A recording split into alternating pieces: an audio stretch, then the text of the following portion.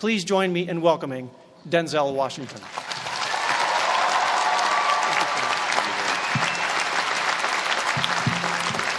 Thank you. Thank you very much. I am obviously the most unorganized. Everybody else has nice boxes to bring their script up in. I just kind of got it all messed up here and put it inside of a magazine. So in fact, I don't even have it in the right order. Wait a minute, let me get it in the right order here. So if it starts flying around the stage, just, run around and grab it for me and bring it back up here for me. I'll keep going as I can. President Gutman, Provost Price, Board Chair Cohen, fellow honorees, beautiful honorees, and today's graduates. I'm honored and grateful for the invitation today. It's always been great to be on the Penn campus. I've been here before a lot of times for basketball games. My son played at the Palestra, played on the basketball team. Yeah, that's right. He played on the basketball team. Coach didn't give him enough playing time. We'll talk about that later. No, but I'm really pleased with the progress that Coach Allen has made, and no, I do. I am. I really am, and I hope him the best success in the future. And I always get a warm welcome when I come to Pennsylvania, when I come to Philadelphia, except on the few occasions where I wear my Yankee cap.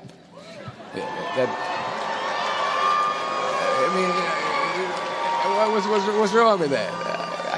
I can't suddenly just switch up and wear a Philly cap. I mean, it's like taking your life in your hands around here when you wear a Yankee cap. I'm telling you.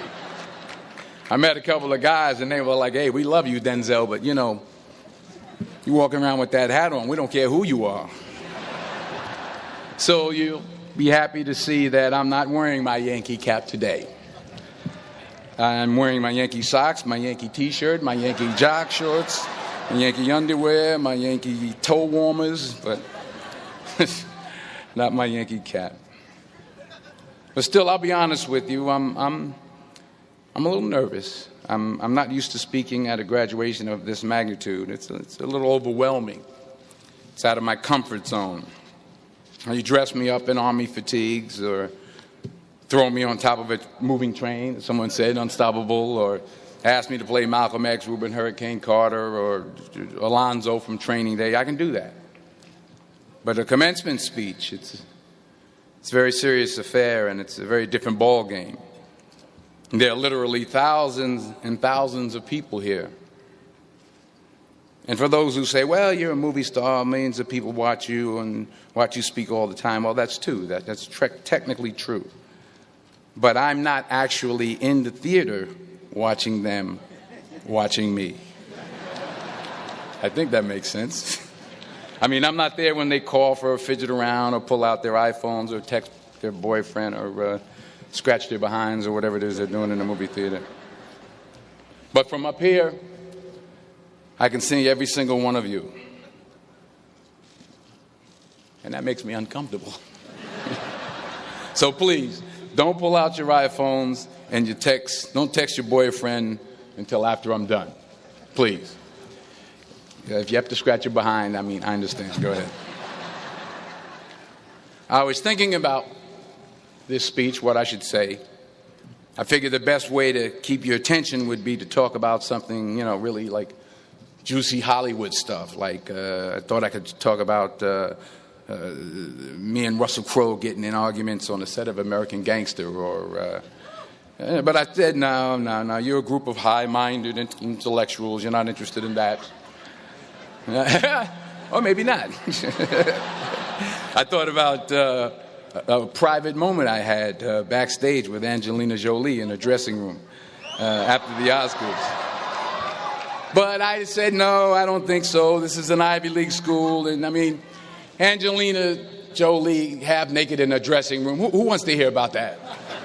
No one. No one. This is pen. That stuff would never go over well over here. Maybe at Drexel, but not over here.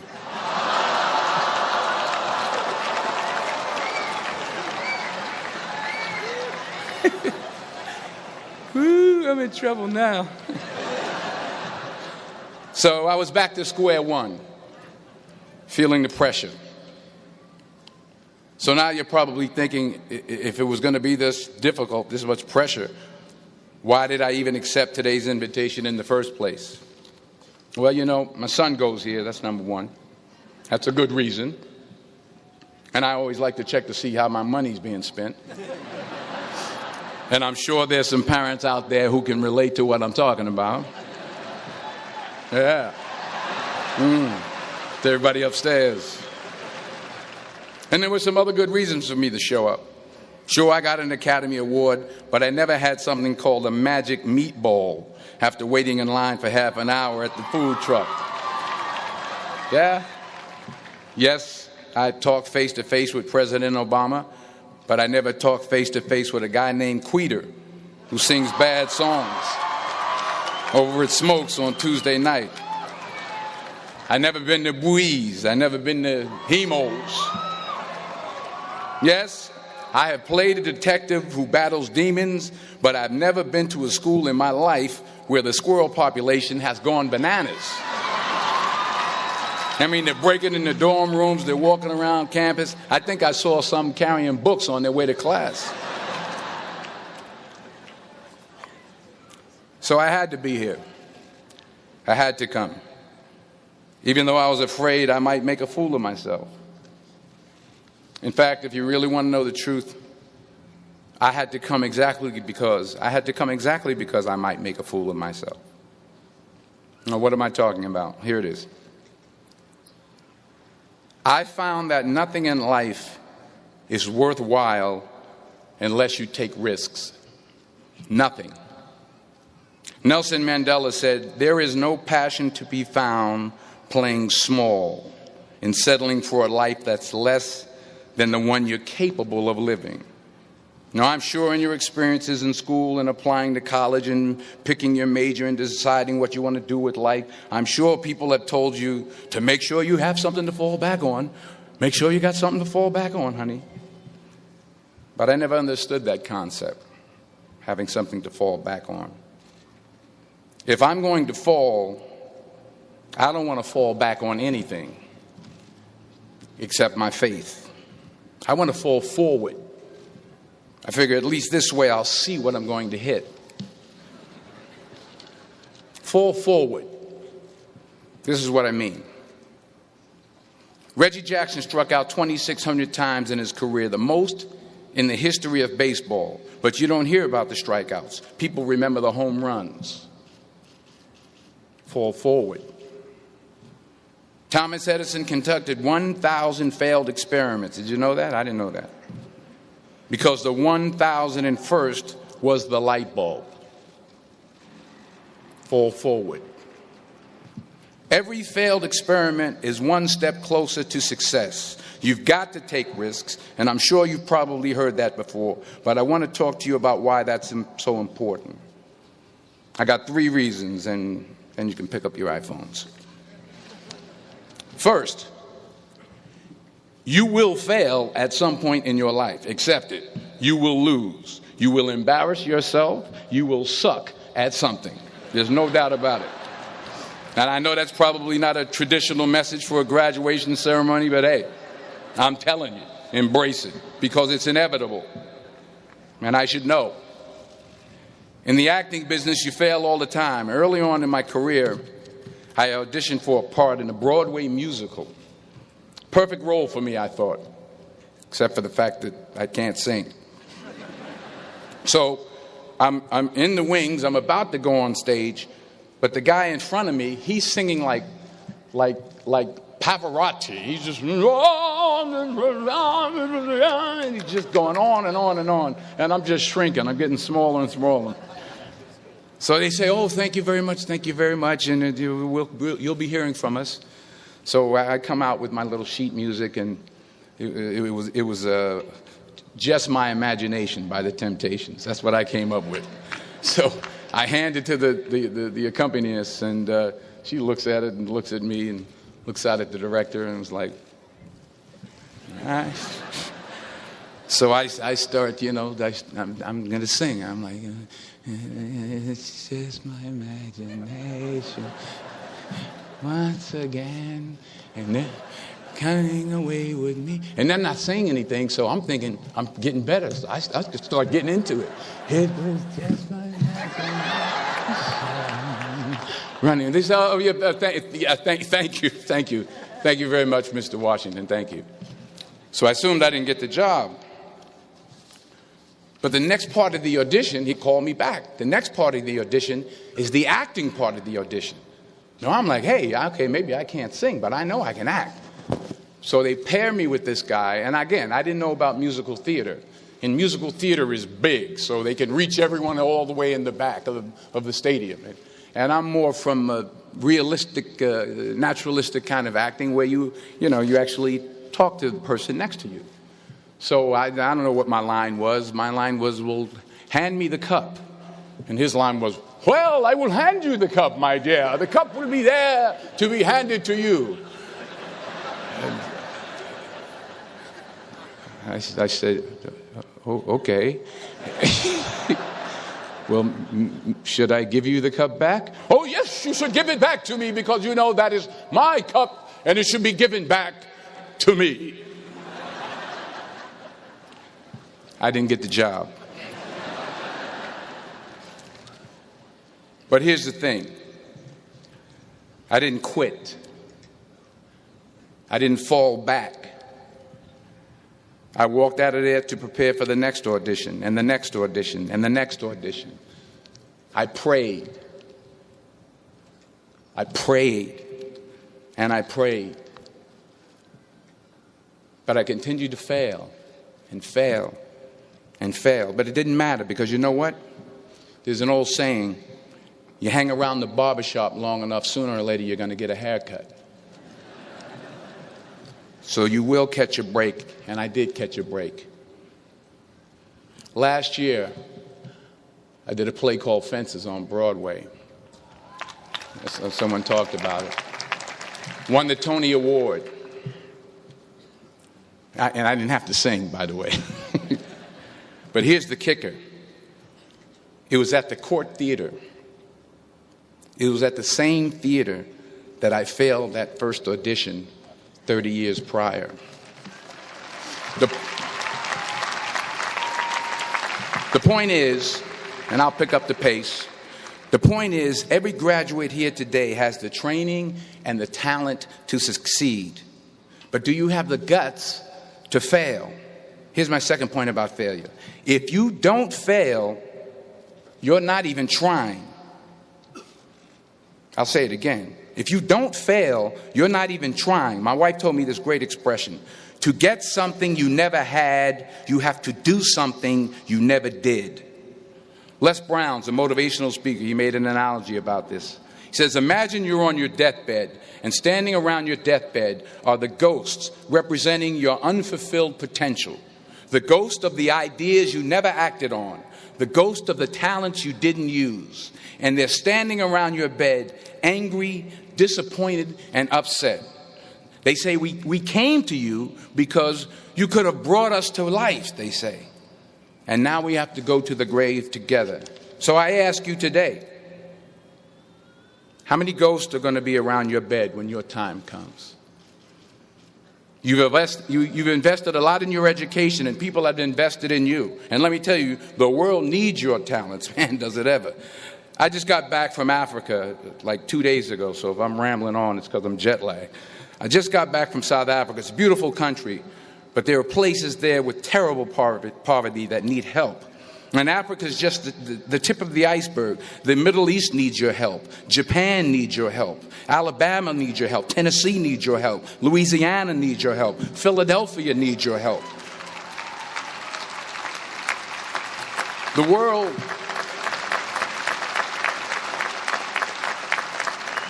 world needs a lot, and we need it from you. We really do. We need it from you young people. I mean, I'm not speaking for the rest of us up here, but I know I'm getting a little grayer. We need it from you, the young people, because remember this. So you got to get out there. You got to give it everything you got, whether it's your time, your talent, your prayers, or your treasures. Because remember this. You will never see a U-Haul behind a hearse.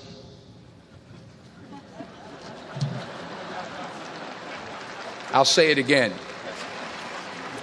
You will never see a U-Haul behind a hearse.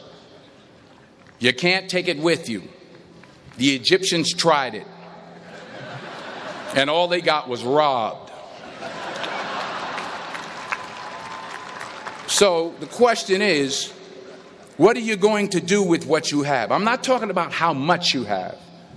Some of you are business majors. Some of you are theologians, nurses, sociologists. Some of you have money. Some of you have patience. Some of you have kindness. Some of you have love. Some of you have the gift of long suffering. Whatever it is, whatever your gift is, what are you going to do with what you have? All right, now here's my last point about failure. Sometimes it's the best way to figure out where you're going. Your life will never be a straight path. I began at Fordham University as a pre-med student. I took a course called cardiac morphogenesis. I still can't say it. Cardiac morphogenesis. I couldn't read it. I couldn't say it. I sure couldn't pass it. So then I decided to go into pre-law, then journalism. And with no academic focus, my grades took off in their own direction. Yeah, down. I was a 1.8 GPA one semester, and the university very politely suggested that it might be better to take some time off. I was 20 years old. I was at my lowest point. And then one day, and I remember the exact day, March 27th, 1975, I was helping my mother in her beauty shop. My mother owned a beauty shop up in Mount Vernon. And there was this older woman who was considered one of the elders in the town. And I didn't know her personally, but I was looking in the mirror, and every time I looked at the mirror, I could see her behind me, and she was staring at me. She just kept looking at me. Every time I looked at her, she kept giving me these strange looks. So she finally took the dryer off her head and she said something I'll never forget. First of all, she said, "Somebody give me a piece of paper. Give me a piece of paper." She said, "Young boy, I have a prophecy, a spiritual prophecy." She said, "You are going to travel the world and speak to millions of people." Now, mind you, I'm 20 years old. I'm flunked out of school. In fact, like a wise ass, I'm thinking to myself, maybe she's got something in that crystal ball about me getting back into school next fall. But maybe she was on to something, because later that summer, while working as a counselor at the YMCA camp in Connecticut, we put on a talent show for the campers. And after the show, another counselor came up to me and asked, "Have you ever thought about acting? You're good at that." So when I got back to Fordham that fall, I got in and I changed my major once again for the last time. And in the years that followed, just as that woman prophesied, I have traveled the world and I have spoken to millions of people through my movies.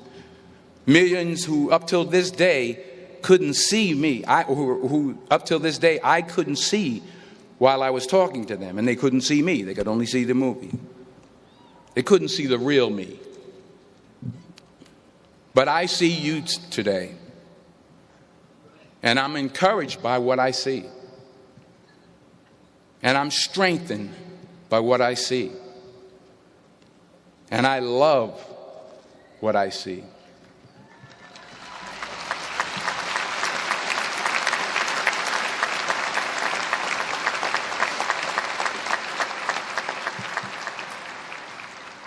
One more page, and I'll shut up. Let me conclude with this one final point, and actually the president kind of brought it up. It has to do with the movie Philadelphia. She stole my material. Many years ago, I did this movie called Philadelphia. We filmed some of the scenes right here on campus. Philadelphia came out in 1993. Most of you were probably still in diapers. Some of the professors, too. But that cracked me up. But it was a good movie. Rent it on, Netflix. It's a good movie. Rent it. I get 23 cents every time you rent it. Please, rent it. True. Parents up there, rent it. Netflix, please. Tell your friends, too. It's about a man played by Tom Hanks who's fired from his law firm because he has AIDS. He wants to sue the firm, but no one's willing to represent him until a homophobic ambulance chaser lawyer, played by yours truly, takes on the case. In a way, if you watch the movie, you'll see everything I'm talking about today. You'll see what I mean about taking risk or being willing to fail. Because taking risk is not just about going for a job. It's also about knowing what you know and what you don't know. It's about being open to people and to ideas. In the course of the film, the character I play begins to take small steps, small risks. He very, very, very slowly begins to overcome his fears. And I feel ultimately his heart becomes flooded with love. And I can't think of a better message as we send you off today.